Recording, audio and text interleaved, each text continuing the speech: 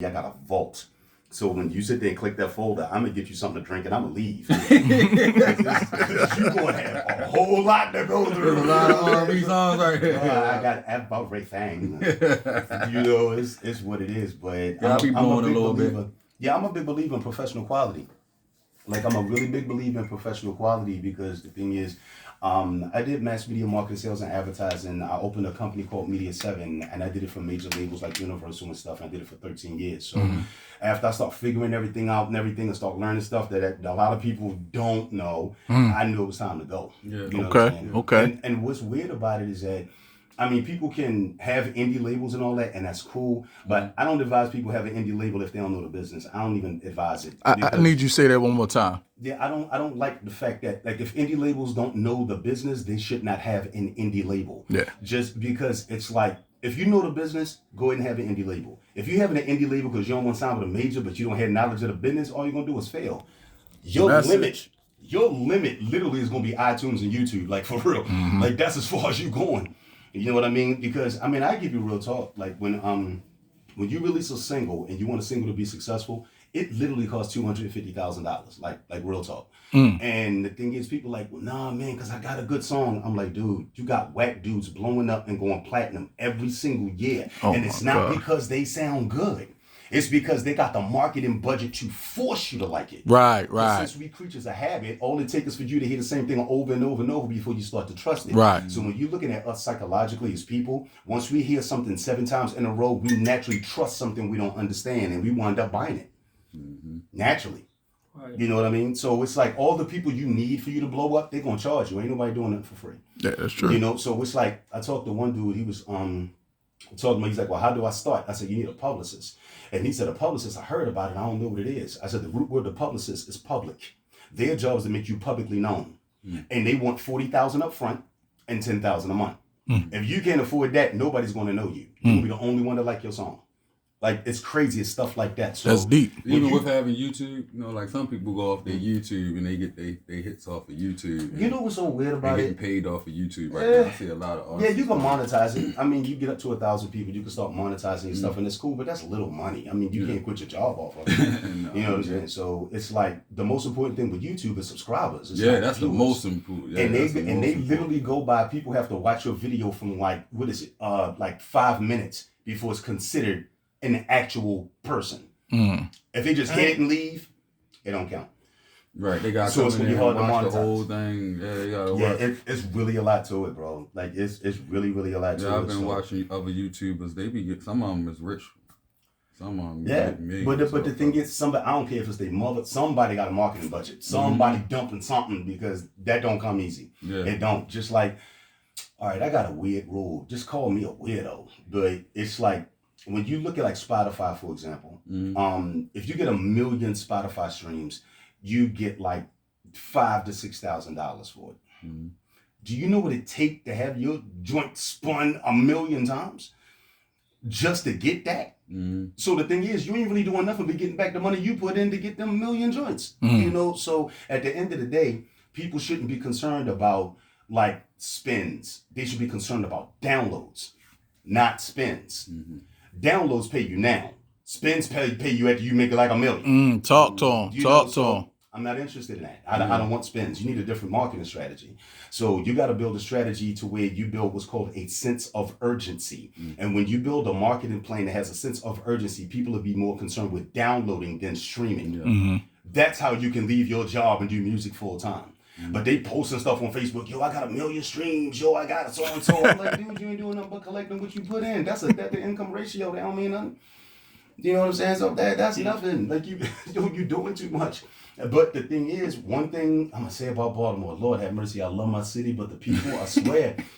And it's like, it's so wild because everybody think they platinum. You know what I'm saying? You can't talk to nobody. Everybody know everything. You know, that's hard. Ain't nobody willing to take constructive criticism. Bruh, nobody. I had artist development. A lot of artists can't say they had artist development, and they not willing to take artist development. They already think they got it all. And you really gotta let somebody sit you on a table and show you how to be an artist. You know what I mean? Because some people don't be. You know what I'm saying? Like, They too stubborn, I should say. They not. I'm known over East and I'm known over West. So like to jump off of that, like, what you like what are the few artists you think here that got potential if they had the knowledge and everything to go all the way, so they can Boss go to Man, that next level. Boss Man, whatever. If you talk about hip hop, definitely Boss Man. Mully, he's not here, but he's from here, definitely. When you go into the producers and stuff like that, of course, cats like you, J Funk, you know, it's like it's certain people, but to be honest, it's not really a lot, because it's like you may think it's a lot, it really ain't. Because it's like some people got a piece of the method in order to move further. But then I look at cats that actually did something internationally and still ain't make nothing out of it. Because they weren't able to monetize the situation. They wasn't taught. Mm-hmm. So when you really look at the industry is learned behavior. You have to be taught. You're not born with this. It is learned behavior. Somebody got to mentor you through this. Yep. And I always tell people, any successful person in the world got a mentor. Mm-hmm. And that mentor has to be somebody that did more than you. Right. You know what I'm saying? So you don't want to, this is my man. What's your man do? Well, he do music. That's what's up. But you on his label, right? Mm-hmm. Yeah, I'm on his label. Okay, what has he done? Well, he ain't really done nothing, and he ain't got shit to offer you. So it's like, you know what I'm saying? Yeah, like, you gotta be trying to get out the city with your music, because Baltimore ain't really a music city. You know what I'm saying? You gotta go knock them doors down. But then you gotta think about it like this. It's like, it's so wild. Like, I hear people say, well, yo, just do another song. Just keep dropping hits and keep dropping videos and keep dropping that. I'm like, dude, no. Who told you that? These cats are retiring from one hit. Yeah, one's gonna take one song. That's it. That's all it is. All the time. I say, they got these artists who that one song they know they gotta do that they don't like doing because they did it 40 billion times. See what I'm saying? You get what I'm saying? So that's a problem. They gotta do that song. You feel me? The thing is, anytime somebody do a song, like, okay, I give you some stats. Like, let's say, for example, you do a couple songs, you want to release something. Do you know the very first thing you need to think about is the season we in? That's the very first thing you need to think about. Because if that song you're doing don't match the season we in, you're going to fail by default, because nobody's feeling what you're saying. Well, you're in the wrong season. Yeah. So I don't want to hear about you and your girl meeting up and, yo, I want to love her because she's so-and-so, and it's summertime. I don't want to hear that right now. Right. Summertime is just loud music, Jeeps, girls wearing close to nothing. And so I don't want to hear a song about settling down, let's get married, and I love you. Like, this ain't the time. So the thing is, it's like music got to go by season. That's the first thing you got to think about. So if you got a song that you like, you need to look at the season and decide, man, this might need to come out in the fall, bro. This don't need to come out right now. Yeah. You know what I'm saying? And then they also miss what's called the 1 to 5 rule, which is you got to do 5 songs to decide on one. You don't do a song and that's it. Process of elimination. You don't even know if that's the best song. You don't even know yet. You used to make like 60 songs and then make a record. Yo, I mean, look at Pac. I mean, every time... Take 12 songs out of 60. Now this is something nobody knows. Every time Pac had to do a project, he had to do 40 songs. Mm-hmm. When he did 40, they picked like 13, 16, dropped the project. Mm-hmm. Then he had to do another project. He did 40 more songs. Mm-hmm. Picked like 13, 16, put it on the project. By the time he died, all we hearing is unreleased material. Yeah. That's all we hearing. Yeah. So if you look at anything, yo, Pac's still alive, look at the copyright of the song, dude. That's like 20 years old. Let me ask you this. All right, I just need to intervene on this right here. Mm-hmm. We had this discussion a few days ago. I just got to ask you because you brought it up. Uh-oh. You know what I'm going to ask you? Pac or Biggie? Who do you think was a better artist? A better artist? Mm-hmm. Pac. Yeah. Didn't I say the same? If you say a better artist, I would say Pac. If you looking at somebody that was marketed better, I would say Biggie. Yeah. Biggie. Lyrically, no. He had Puff. I'm tired. There's no way. You with Puff, you on. You might as well say you on. You get with Puffy, bro. On. You know what it was umbrella? Like?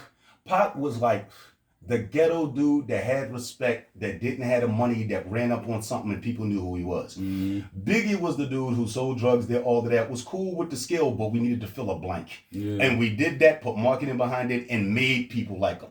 You wasn't pushed to like Pac. Yeah. You was pushed to like Biggie.